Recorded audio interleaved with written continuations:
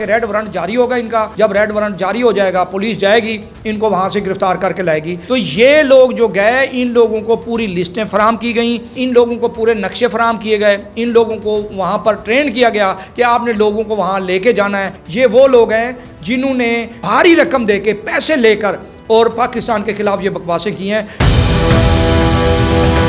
ज़मान park को मस्मार करना चाहिए, ज़मान पार्क का वहाँ नामो निशान नहीं होना चाहिए। मैं कहूँगा कि इन लोगों को उसी जगह पे, उसी हमारे त्यारों के ऊपर लटका के इनको फांसी दी जाए। इनकी पक्की पक्की मंजी ठुक गई है।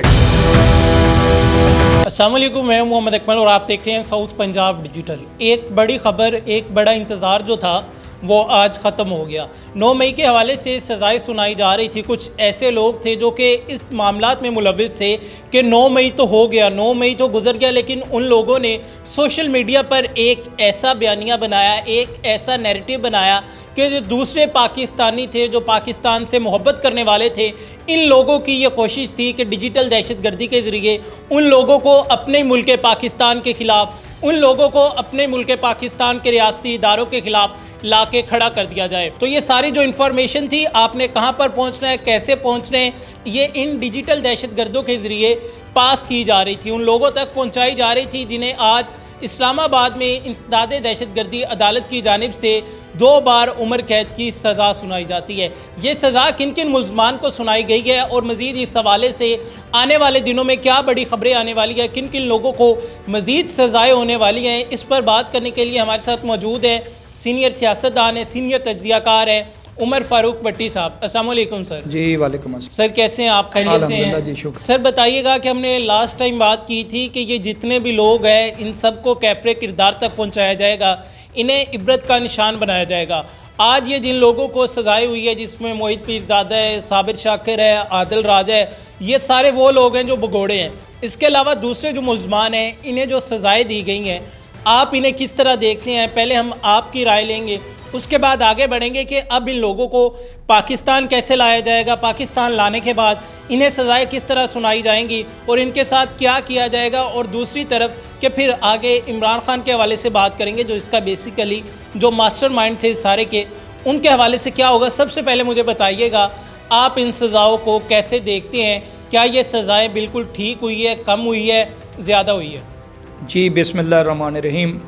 मैं बेहद मशकूर हूँ साउथ पंजाब डिजिटल मीडिया का कि वो हमें अपनी पार्टी की नुमाइंदगी और अपने मुहब्बे वतन होने के नाते आवाम को ये बताने की कि मेरे अंदर मेरे जज्बात क्या हैं और आवाम के जज्बात क्या हैं, उसका मौका फ़राहम करते हैं। मैं आपका बेहद मशकूर हूँ।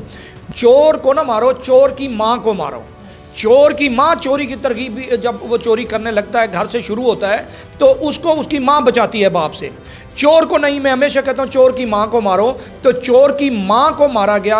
आज जो सज़ाएं हुई हैं ये चोर की माएँ थी, उन चोरों की माएँ थी, उन दहशतगर्दों की माएँ थी। ये हेड थे जो बैठ के उनको लीड कर रहे थे और उनको बता रहे थे। इसी तरह अभी आफ्ताब इकबाल जैसा बंदा भी रूपोश हुआ है, उसने भी ये कैंपेन चलाई। देखें, मैं इनके ख़िलाफ़ के सहाफ़ियों को गिरफ़्तार ना करें।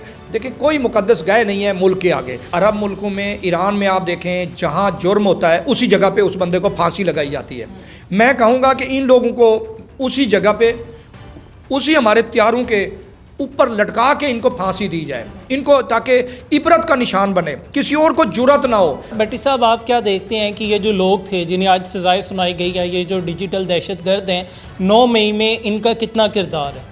ये डिजिटल जो दहशतगर्द हैं, इनका बहुत बड़ा रोल है। इन्होंने मोटिवेशन दी है, इन्होंने नौजवान, क्योंकि वो जो कैदी नंबर 804 अंदर बैठा है उसके अहकामात थे, उसने एक प्लानिंग की हुई थी। इसमें भट्टी साहब ये अगर हम देखें कि जो सज़ाएँ सुनाई गई हैं, अदालत के पास ऐसे कौन से नाकाबिले तरदीश वाहिद मौजूद थे कि जिन्हें रद्द नहीं किया गया? कौन सी चीज़ें थी फंडिंग के हवाले से या फिर इस मास्टरमाइंड के हवाले से? क्योंकि अगर हमने यहाँ से उठकर कैंट में झील जाना हो तो हमारे लिए एक मुश्किल होती है कि हम कैसे जाएंगे। हम कभी किसी रास्ते चले जाते हैं तो कभी किसी रास्ते चले जाते हैं, जिस तरह चेक पोस्टें हैं। लेकिन ये लोग एग्जैक्ट उसी जगह पर कैसे पहुंच गए कि यहाँ पर हमने हमला करना है, यहाँ पर आप लोगों ने पहुंचना है?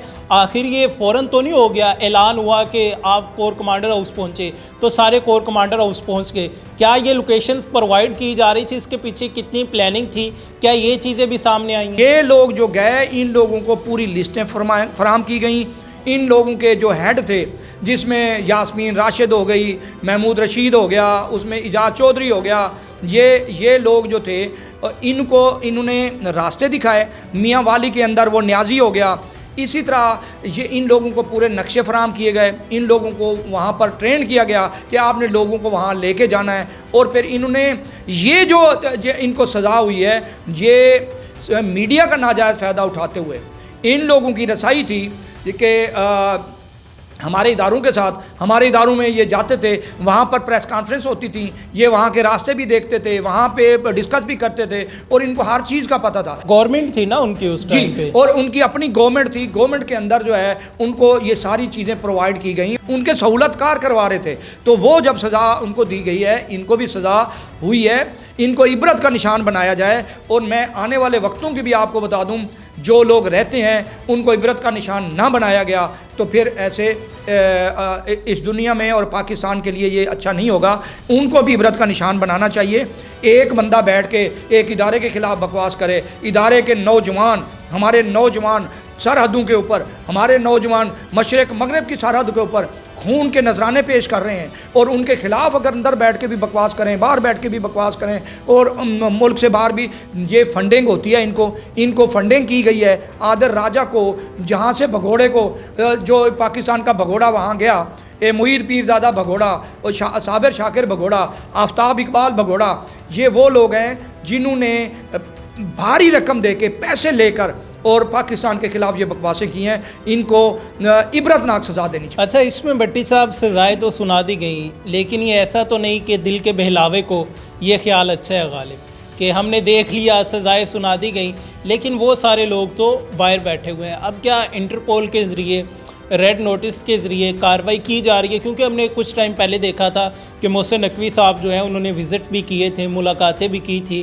कुछ लोगों को वापस लाने के लिए जो एंटी पाकिस्तान नैरेटिव चलाते हैं, जो पाकिस्तान की आवाम को पाकिस्तान के ख़िलाफ़ ला के खड़ा करने की कोशिश करते हैं, जो पाकिस्तान की आवाम को पाकिस्तान के रियासती इदारों के ख़िलाफ़ ला के खड़ा करने की कोशिश करते हैं। तो क्या अब इंटरपोल से कॉन्टेक्ट किया जाएगा रेड नोटिस के हवाले से, या फिर एक्स्ट्राडिशन के हवाले से कोई कार्रवाई की जाएगी? कोई प्लान बनाया गया है, या फिर ये सज़ाएँ सुना के सिर्फ दिल को तसल्ली दी गई है? ये फ़ैसला कोई मिलिट्री कोर्ट ने नहीं दिया, ये दहशतगर्दी अदालत ने दिया है। जब सज़ा हो जाती है, सज़ा का पूरा मतन, पूरा आर्डर, पूरा हुक्मनामा और अदालत का फ़ैसला वो इम्प्लीमेंट कराना है। जब उसकी सज़ा की इम्प्लीमेंट होनी है तो ये वज़ारत ख़ारजा को ख़त लिखा जाएगा। वज़ारत ख़ारजा और वज़ारत दाखिला एक लेटर लिखेगी, क्योंकि हमारा जॉइंट वेंचर है कि जिन मुल्कों के साथ कि आपके मुल्क के अंदर हमारे जो बंदे हैं वो पाकिस्तान के ख़िलाफ़ हैं तो उनको आप वापस भेजेंगे। आप देखें, पुलिस हमारी पहले तो FIA जाती थी, अब तो हमारी Punjab police, Karachi Sindh police, KPK police वो रेड वारंट निकालती है और अपनी स्पेशल टीम भेज देती है। आप देखें कि अभी अपना साउथ अफ्रीका से बंदे लाए जा रहे हैं, थाईलैंड से मुजरिम पकड़ के लाए जा रहे हैं, मलेशिया से लाए जा रहे हैं और दुबई से लाए जा रहे हैं। ये अब ये होगा कि रेड वारंट जारी होगा इनका। जब रेड वारंट जारी हो जाएगा, पुलिस जाएगी, इनको वहाँ से गिरफ़्तार करके लाएगी। आप देखें कि इनको 2 साल होने वाले हैं, 2 साल इन्वेस्टिगेशन हुई है। अदालत ने और पुलिस ने, इंतज़ामिया ने इनके पूरे शवाहिद इकट्ठे करके उसके बाद इनको सज़ाएँ दी गई हैं। इनकी वीडियोज़ मौजूद हैं, इनके बयानात मौजूद हैं, इनके टॉक शो मौजूद हैं, इनके सोशल मीडिया पे पाकिस्तान के ख़िलाफ़ जो मवाद है वो, ये जितना मवाद इनको मिला है, मैं कहता हूँ कि अदालत ने सज़ा कम दी है। अच्छा भट्टी साहब, हम देखते हैं कि कुछ माह पहले इंडिया में लाल किले के बाहर एक धमाका होता है, फॉल्स फ्लैग ऑपरेशन बनाकर उसे पाकिस्तान पर डालने की कोशिश की जाती है, जो बाद में खुद ही एक्सपोज हो गया। लेकिन उस फॉल्स फ्लैग ऑपरेशन में जिन लोगों को कहा गया कि ये मुलव्विस है, उनके घर भी मिसमार किए गए। तो पाकिस्तान में जो फ़ौजी तनसीबात पर हमला होता है, जिसकी कहा जाता है कि मुबैना तौर पर इसकी सारी प्लानिंग ज़मान पार्क में होती रही और जो करते रहे और जहाँ पर होती रही, उनका क्या होना चाहिए? ज़मान पार्क को मस्मार करना चाहिए।